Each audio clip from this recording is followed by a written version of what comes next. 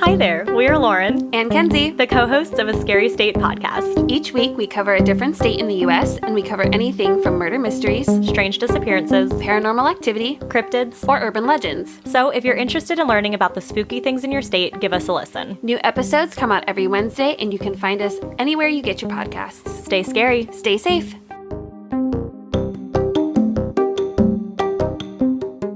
Rick only came because you were coming today, Christy. It's true. Oh, shut up. That's what he said. Yeah. Mm-hmm. Oh, you're so sweet. So you're really holding this whole thing together right now. Yeah. So Aw. don't fuck it up. I got up at 5:45 in the morning for you two, so Fuck, this is why you're glue. If you even exist. I don't even want to get into it. Yeah. What was I going to say? For Rick's sake, did you see I left in your buddy's plug at the Jack the Ripper 2 episode? So I did not. hopefully your buddy gets a little traffic eventually. That'd be funny. Lately the pod's been getting a lot more listens to. I don't know I didn't do anything different, so Yeah, he would just have no idea where it all came from. So that would be. yeah, just don't say anything. I don't plan to. I haven't said anything. Or you could tell him to listen to your podcast. I guess I could do that. He's more of like an acquaintance. Oh, I see. I like his work, so that's why I plugged him. If you like his work, drop in the comments about your favorite work that you like. Christy, you're a Star Wars person. What do you think of the Yoda behind him? I'm not a Star Wars person. I thought you were. That's all right. I'm also not a Star Wars person, believe it or not. Who painted it? Did you paint it? If you painted it, then it's amazing. What's the alternative? Yeah, what's the alternative? I want to hear the alternative. He looks a little bit like Mr. Bean. All right. Well, if you want a Yoda that kind of looks like Mr. Bean, check out Bennett Rambo Art on Facebook or Instagram. Art, look, living with my wife, I have learned very quickly that art is very subjective. So Is that like a knock on Bo? no, not at all. Not at all. But there's some things that Was that I've seen a lot of Bo's art. Art's subjective. no, not at all. She's an amazing artist because everyone knows she does our merch for us. So, but no, just over the years I've learned that art is very subjective. You just go to the art gallery and look at the stuff that people pay millions of dollars for and you just go, I wouldn't pay anything for that. If you love it, Rick, that's all that matters. I do. All right. Well, let me get into it here with you guys. Poor RJ's not here. He was actually, when I re-listened to this episode, because it came out 8 months ago. Wow. Yeah, RJ he wasn't the vocal one in this one. Rick was. So I'm glad Rick got to come to this little bonus episode we got going on for you guys. I don't remember which one. I'll tell you in a second. Vocal about what? Yeah, you were vocal about this episode. And in July of this year, 2022, about 4 months after we released our episode on this subject, I kept seeing fucking articles everywhere. Somerton man solved after 73 years. The Somerton man's finally been solved. I'm like, are you fucking kidding me? We put out the answer, someone takes our solve, and then they bring it to the authorities or something, and then we get shafted again. Yep. Right, Ricky? You remember Somerton man? I do. Once I saw the picture of him, then I remembered it. I kept saying solved, so I start looking into it. Okay, they took our fucking answer. I'm copywriting this shit. I'm gonna send some podcasts to some people. We need the credit for this. Then I look. We have an update on the Somerton man. Let's not get ahead of ourselves. Professor Abbott. An elite team of private detectives. What if balloons are aliens? Maybe that's the key component we're missing. Cover-ups. John's guilty. Mysteries that need to be solved. Maybe Mormons need mountains. Richard, shut up. I don't know if you guys remember Professor Abbott from the episode. Yeah. He was the guy that obsessed with the Somerton man. He thought that some guy, I guess they were spies and they had a kid, and then he disappeared. Yes. Then he married the granddaughter of the guy he thought was the Somerton man. Remember this guy, this professor? Yes. Yeah. And then he was doing DNA testing. He was trying to get the body exhumed so he could do DNA testing to see if he was right. Well, he did something. I think he figured out who the Somerton man was. That's about it, though. Nothing surrounding the Timum Shud, why he had that thing sewn into his pants. Oh, well, it's not solved then, is it? He's basically just figured out a name. Exactly. There's not really a solve. Get the fuck out of here, Abbott. Yeah. The best part about the whole solve is, okay, so he was going to get the whole body exhumed. The South Australian police did exhume it, but didn't give Derek Abbott, like, you can't come and go do that. We're going to do this for the police. So that is still happening as we talk right now. And I don't know if I'm going to do an update beyond today. Maybe if they actually come up with something groundbreaking when the police actually give the report, maybe we'll do another one. But as of right now, the police haven't given the report. But do you remember they made a bust of the Somerton man out of plaster? Yes.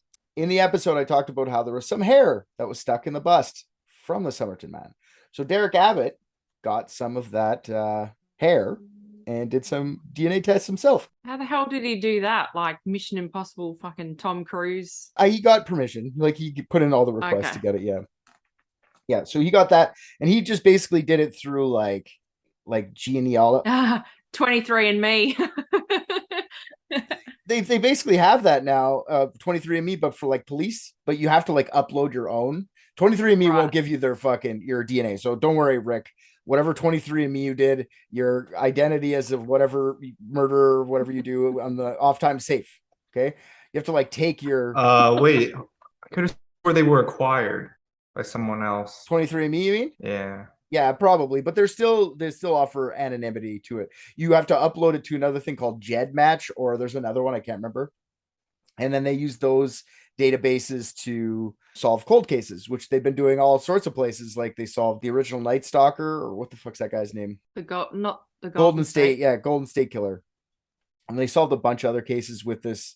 Anyways, they got a bunch of them solved because of that now. So if you guys ever got your 23andMe or whatever other DNA thing you guys might have gone through, send it into GEDmatch. You could figure out a whole bunch. You could help figure out a whole bunch of stuff that's going on in the world right now. It's pretty actually out there. For all U.S. citizens, because of your First and Fifth Amendment right, please do not do that. Why not?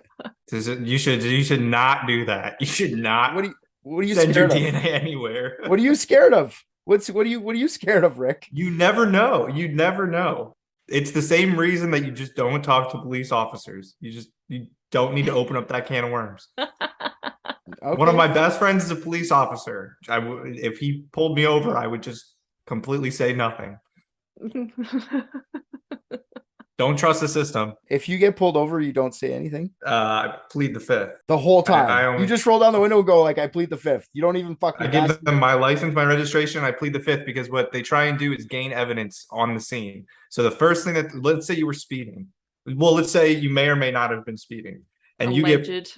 you were allegedly speeding. You get pulled over and they said, do you know why I pulled you over? The reason they asked you that is because they want you to immediately start admitting fault.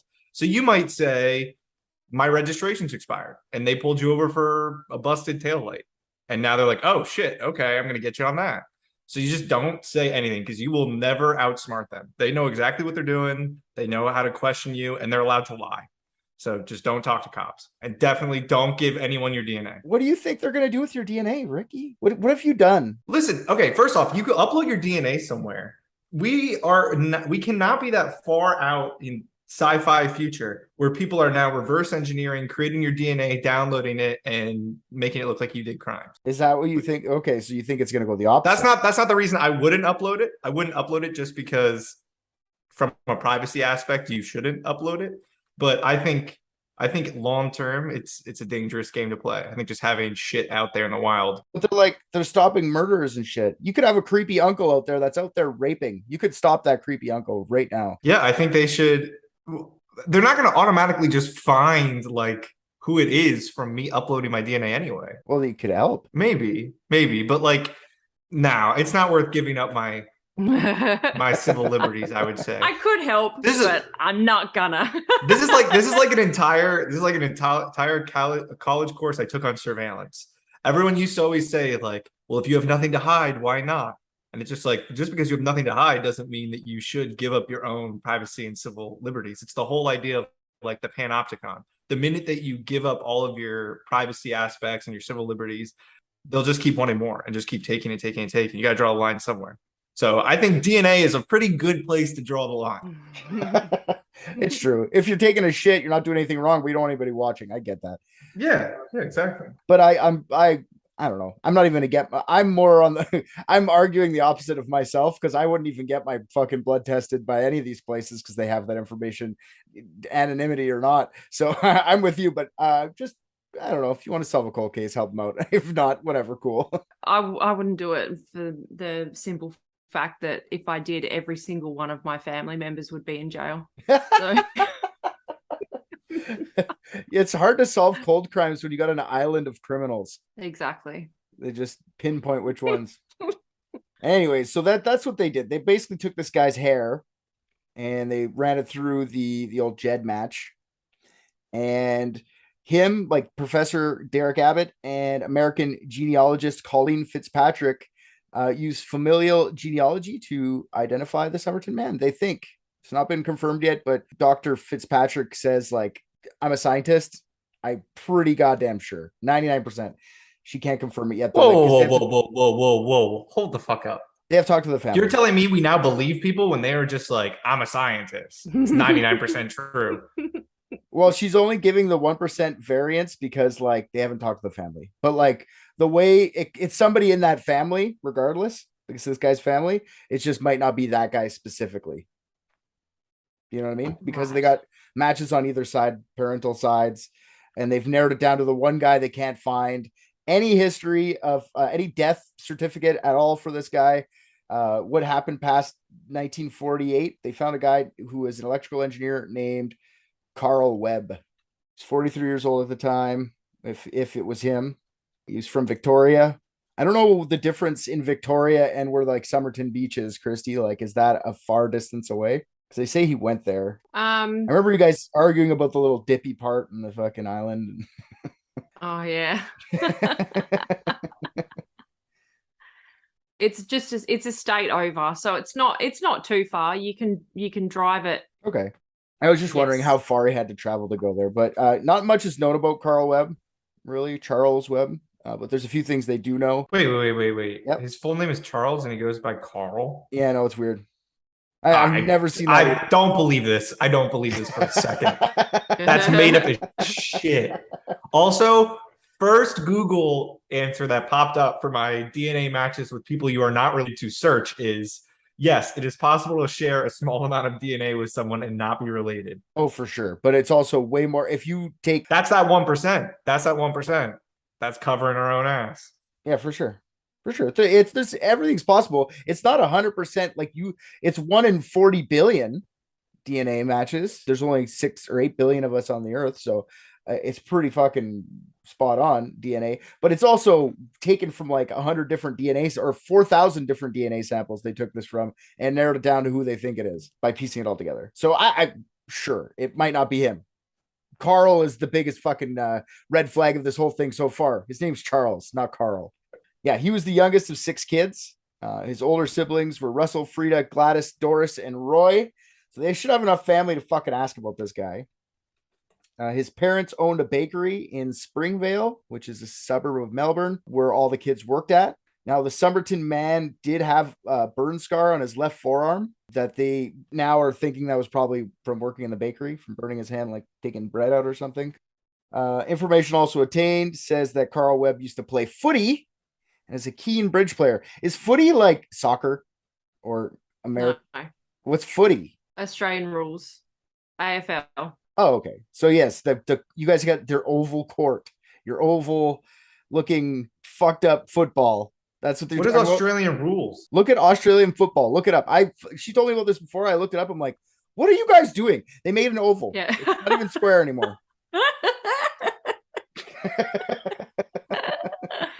Yes, the ground is oval, the ball is oval. Basically, you just got to get the ball from one end to the other. There's like 16 players on a team, and you basically just kick it as far as you can. And if anyone else from the other team gets it, you basically just punch them as hard as you can. And we don't wear any protective gear, no headgear, no like shoulder pads or whatever, like, or anything like that. And the guys wear the smallest shorts they possibly can find. Well, yeah, that's actually kind of hot. But there's got to be a lot of like CTE. Oh, so much. But like, oh my God, you sound like you're 80. I'm 25. Yeah. Does All right. anyone Oh, you outside see- of Australia play Australian rules football? Yeah. We went to one of our teams went over to Ireland and played a game with a team over there. Really? Anybody on an island just plays this game? Yeah, if anyone wants more information, you can go to worldfootynews.com. That sounds a lot different than what it is. That sounds like there's a foot fetish around. I'm sure Ew. there is. I'm sure if you're watching this, yeah, I'm sure there is. So I'll explain the DNA a little bit more here. So the DNA was matched to two different people in the Webb family on either parent side, and they triangulated his identity from there. So Carl Webb disappeared from records around the same time the discovery of the Somerton man, and it was said that he was just separated from his wife Dorothy at the time. Dorothy was 21 when they got married, and he was 35. So there's a big age gap. The divorce papers filed in the divorce of Webb and his wife say that he was into playing cards. Listed as the reasoning as desertion, and he was into cards. So I'm thinking this guy was like a gambler or something. There's some more information coming into this. Yep. She actually, when she divorced him, she moved to Southern Australia. What's his nuts thinks that's why Carl went there, was to go find her. Dr. Abbott, or Professor Abbott. He's not a doctor. He's a professor. Right. They did the DNA test on the hair on Abbott's wife too, to see if she was actually related to this guy, because if it was Carl Webb, maybe it was Carl Webb having sex with Jessie Joe, the nurse who had the Russian accent, you remember? And maybe that's where the line was. Nope, not even close. No relation. So I find that hilarious. This guy found the one relative, married her, told his kids that they're related to them. He has a picture, remember, a picture in his fucking house over top of the playroom. Yeah, no, not the guy, just a guy. Mm-hmm. So I wonder if that's going to put any strain on their relationship. A couple things that go with Carl being the Somerton man. So Carl's brother Roy was in the Australian military during World War II, where he died in 1943. There is a photo of Roy Webb from his military service, and he looks a lot like the bust of the Somerton man. I will say it. I'll give it that. It's not proof, but it's a piece of the puzzle, and it starts to like fit into a bigger picture here. So you remember how he had clothes that had all the stuff ripped out, and only two pieces of clothing had T. Keene written in it? Do you remember that? Mm-hmm. Yeah. Turns out Webb's brother-in-law, his last name was Keene. So Thomas Gerald Keene, T. Keene, was married to Frida, one of his sisters. All right. And they traced the photo of John Russell Keene, the son of the Gerald and Frida. He looks like enough like the Somerton man, not family. You know, when people look alike when they're family, it doesn't really look exactly, but he was in the Royal Australian Air Force during World War II, and he died as a POW in Malaysia in 1943 as well. When he died, though, all of his stuff was sent back to his parents, which was Carl Webb's sister, Frida. All right. John Keene and Carl Webb were the same size, and it could be that the clothes that he were wearing were those of his dead nephew. He got them from his sister because she lived in Southern Australia. So they assume he was going down to visit his sister to go find his wife. And maybe he just didn't have any clothes and he just borrowed some shit from her. I don't know. Right. Abbott also tries to explain the codes in the book. Do you guys remember the code? There's a weird code book. Like he had the book, the Rubaiyat, and it had a bunch of writings in it. Yes. So Abbott thinks that all these letters aren't a Soviet password or some shit like that. He thinks it's just the first letters of a bunch of racehorse names.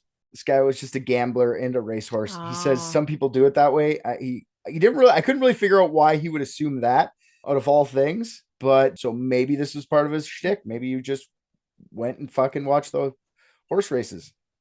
Right. They say Carl Webb was specifically into horse racing as well. It's not like he was just a bridge player. He was into like all forms of gambling. Yeah, this is just Abbott guessing, but it does seem more likely that it is a bunch of horses' names rather than some Soviet spies. Yeah. But it's more fun to say it's Soviet spies. It's a lot more fun for sure. Much more. So you said the brother-in-law's name is Thomas Keene. Yes. Did you ever see The Blacklist? I have not seen The Blacklist. So one of the main characters is a spy that is embedded living with the actual main character, like the wife. His name is Tom King. Oh, so it's Yeah. like double. It's like James Bond. Yeah. Every spy in Australia is named Thomas Keane. Just seems a little weird. No, it's true. Yes. That's an interesting. Like that's so random, but it's simulation, man. It's so random, but it's like not random. Yeah. Webb being Somerton man still doesn't explain like any of the actual mystery. His name, sure, but like why the poem? How did he die? Why all the different tickets going different places? Was this intentional? Like, did he kill himself? Was he killed? Did he owe a bunch of money to some fucking gangsters who killed him? Or was he just a fucking spy? Like, was he actually just a spy, just a different guy? Mhm. A lot of military people in his family. Maybe he was just part of that roundabout way too, in a roundabout way as well. Without the results of the full exhumation, we might not ever find out why he died or how he died. And even if so, I think we talked about this in the episode as well.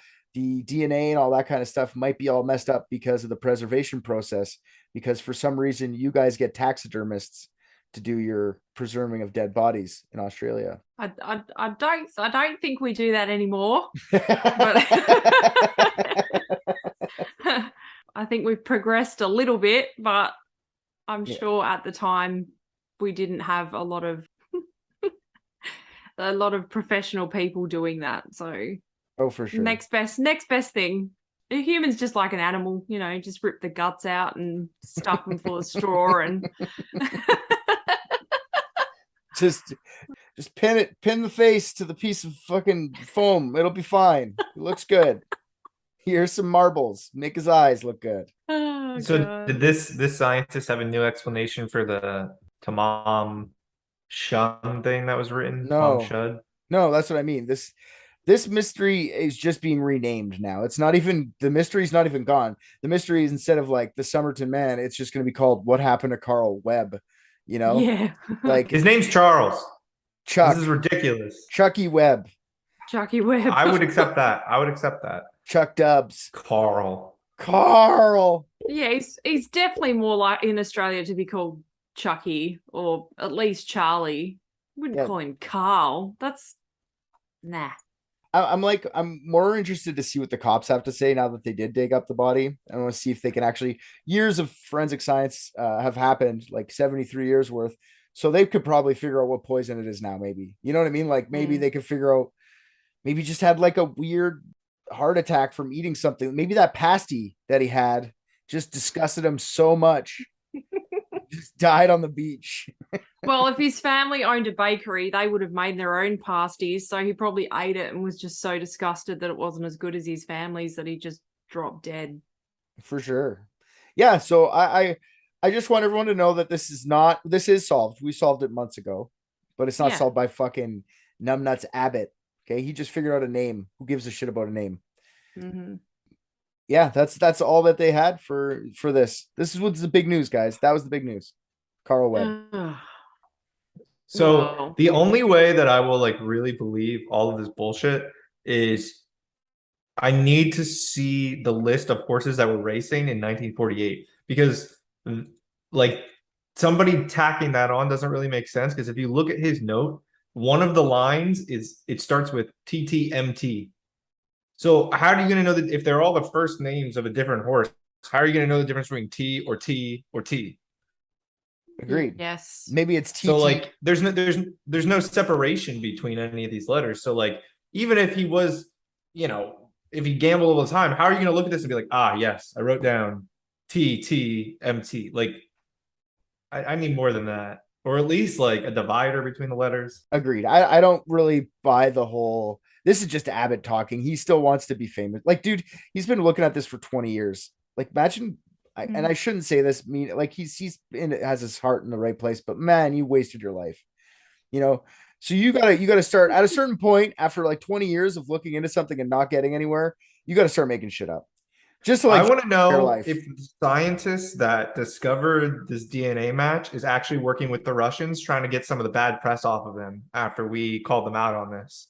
Because we all know they have a lot of bad press right now.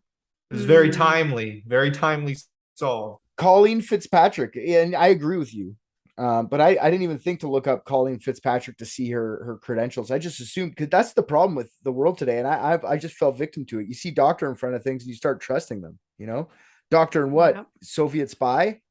You got a doctorate in Soviet spycraft. Colleen Fitzpatrick. I put it this way. I know for a fact that this familial genealogy shit works wonders. They've done a lot with it, and it's only getting better as time goes. So I wouldn't be shocked if they're right that it's this Carl or Charlie Chuck Webb. The rest of it, it's still fucking mystery. Yeah, that's And fine. They've literally just given us a name. Once they've figured out all the rest of the stuff, then they can come back to us. Yeah, the media is a bunch of fuckheads too about this stuff. Right away solved. Like BBC wrote Somerton mystery solved. That's like a reputable source of information that I use a lot. I find the BBC's does a very good job reporting. But that fucking headline is terrible. How many mysteries do you think a person solves in their lifetime? Well, we're at like 34 now. So like besides us, because this Colleen Fitzpatrick also helped identify the remains found in the crash site of Northwest Flight 4422 that crashed in Alaska in 1948. Good for her. And Somerton Man died in 1948. Why is she only looking at shit from 1948? She's just that far behind? She's the handler for all the 1948 cleanup from Cases. the Russians. Covering shit Yeah. up. This flight was a flight from Alaska to Shanghai. How often does that happen? Never. Like never. Only She's when there's covering shit up. 100%. Yeah, if there's a spy convention in Alaska, maybe, but that's about it. 100% she's covering this shit up. Yeah. They haven't solved it. They've just added way more mystery to the whole thing. In a way, like tongue-in-cheekness aside, in a way, I agree with you. Like adding Carl Webb's name to this whole thing just makes it more confusing. This is just a poor schlub, like a sad man. Why does he have the shit sewn into his pants? What the fuck is going on here?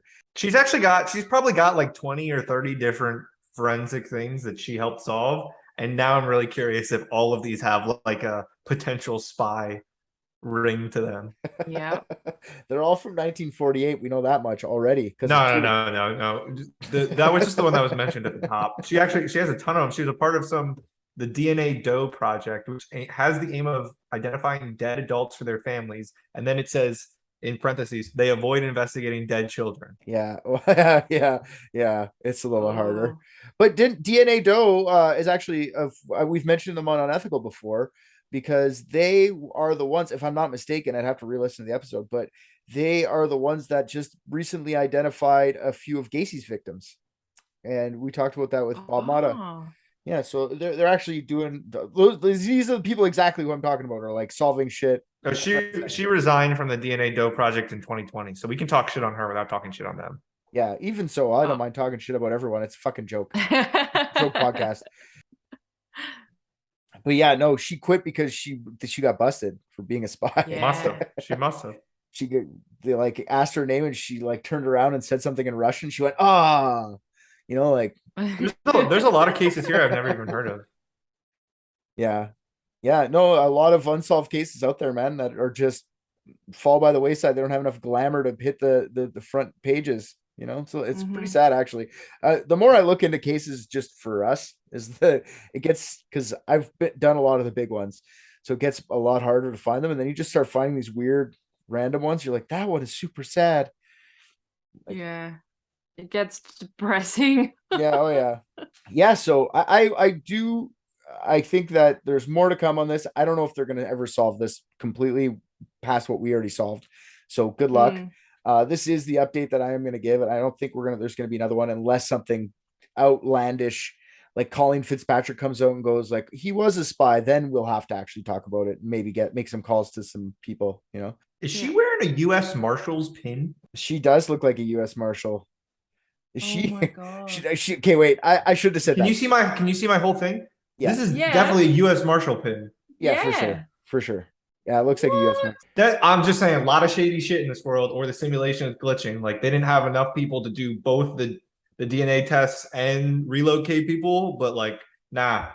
She's exposed to international. Oh wait, she's a U.S. Marshal of Northern Ohio. There you go. Citizen of the Year. But if you look up higher, if you look one up from that where you just had award highlights, that's where Rick read that in a style that says award highlights. One up says 5th place GHT cold case hit of the year. What does that mean? Are they betting on this shit? Are they a bunch of fucking Hit gamblers? of the year. Wait, what place are we? Cold case hit of the year? Golden Wait, State Killer Case. What does GHT stand for? That doesn't even pop up. She's just listing random shit here. Yeah, 5th place. She did that. She's been 5th place twice in the GHT. Yep. Armed forces. Armed forces. Oh. Spy. I'm telling you, there's way too many fucking military connections here for something shady not to be going on. Mm-hmm. It's just like the government when they released all their new like UFO shit, and then they started calling it UAPs instead of UFOs. People are covering shit up. I don't trust it. Don't give your DNA to 23andMe. Give your DNA. Don't be such. Just give your DNA. No. I'm not talking to you. I'm talking to the. Don't listen to Rick. I'm also talking to listeners as not your lawyer. If you're Canadian, I don't care what you do. Actually, you guys have more privacy protections than we do, so you guys are probably better off. So you probably should not be giving your DNA out in Canada. In the United States, you definitely should not be giving your DNA out. No, I legitimately would not. I don't care. I'm not that interested. I'll just keep being called a fucking Nazi all the time by you guys because I say I'm German. If you really want to give your DNA out, just find someone you can settle down with and just spit in their mouth. But honestly, like let's think about this a little bit more too, and then we'll get out of here.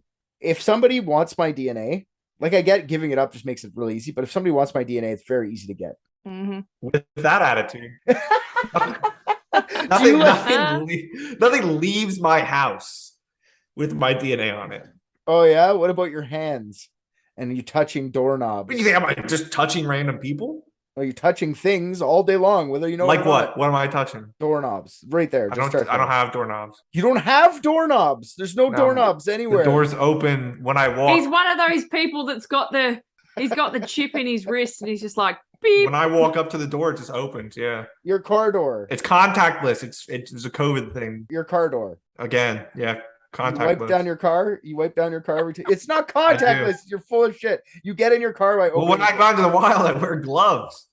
Yep. And then I wear a mask. And most people think it's for COVID, but it's that my DNA can't be collected. Okay, you don't ever go out for lunch and have a beer. I go out for lunch. Have a beer. What do you? Well, I bring my own. I bring my own stuff, and then I take it back. He brings his own utensils and plates. And... Yeah. You don't take shits in public? Do you take the shit home with you? No. All right. No, I don't take shits in public. You don't go to like somewhere if you got to. I'm a civil man. I have a schedule. My schedule does not involve me going out and taking shits at random places at random times during the day. He sets his schedule by it, Richard. He doesn't leave the house until it's happened. Yes. You stay I in don't there need to. O'clock. My body is a fortress. It is set up. It is ready. You've never gone like 16 watermelon flavored beers too many and just had the fucking beer shits the next day, can't help yourself? I hate everything watermelon flavored. So no. You missed the literally complete cannot point of what I was saying. I cannot stand watermelon. I don't really like the fruit watermelon that much. I'd rather just have the water. I agree. All melons are overrated. It's all bad. Yeah. Yes. Okay, so you never leave DNA anywhere. No. Ever. That's horseshit. Have you ever been to the doctor? No. No. Okay. So No. I don't need to go to the doctor. Like you said, his body's a fortress. I have the internet. I know everything. He doesn't need to go to the doctor. Yeah, I know everything about being a doctor. What about when you were a child? Did your parents like keep your like belly button, like your umbilical cord chunk or something? Is that hidden around your house somewhere just in case? In a little jar? I don't know, but I've had the COVID vaccine since then, so my DNA is probably different. So that doesn't really matter to me. Well, your DNA was on the tip of that needle. As soon as they poked that needle in you, they pulled it out and DNA took it. It's gone. He took it home. Yeah. True. You're right. Yeah. Yeah, you're fucked. The government's out to get you too, so they obviously did that. They've been waiting for an opportunity. And I've been wearing gloves my entire life for nothing. I literally just let them just poke a needle in my arm. Yep. All right. Well, hopefully with the help of Rick's DNA that the government is newly acquired, we can solve more cold case crimes. Thanks for coming, guys. I want to walk behind you, like just watch you live for a day, Rick. I want to see you cleaning up after yourself all day. I want to observe this. My girlfriend owns a cleaning company. Does she? I'm How not do you even know that? bullshitting. I'm not even bullshitting about that. Of course she does. This sounds more like she's a counter agent and she's collecting your DNA and cleaning it after. Have you looked into her background? Have I looked into her background? Yeah. Have you done a deep dive? You just looked into fucking Colleen Fitzpatrick like a fiend. Have you done this to your girlfriend yet? There's a lot of jokes there. There's a lot of jokes to unpack, and I don't have the time to do it. Okay. Yes, I performed a deep dive. Okay. I bet you have. Did you wipe her down after? You're like, get over here. No, she owns the cleaning company. This is what you don't understand. That is not my job. I just watched Private Dicks and I think RJ's the funniest. What? Come on. Hey there, all you private dickheads. That's probably not the name we're gonna stick with. Anyways, RJ here. I am here to tell you thank you for listening to another episode of Private Dicks. If you liked what you heard, go on Apple Podcasts, Spotify, anywhere they take your reviews, drop us 5 stars, say something nice. Also, what you just heard was from last season. If you want current episodes as they're dropped, head on over to patreon.com and search up Unethical Podcast. That's our mother podcast. I was not aware Private Dicks was a spin-off. I'm going to renegotiate my contract. On Patreon is a full 16-episode season, more of Private Dicks, uncut videos of each episode, and many more things are getting added all the time. You can also find all of Unethical's content on there, so go listen to that. And if you're already a patron, fuck yeah, dude. You're the best.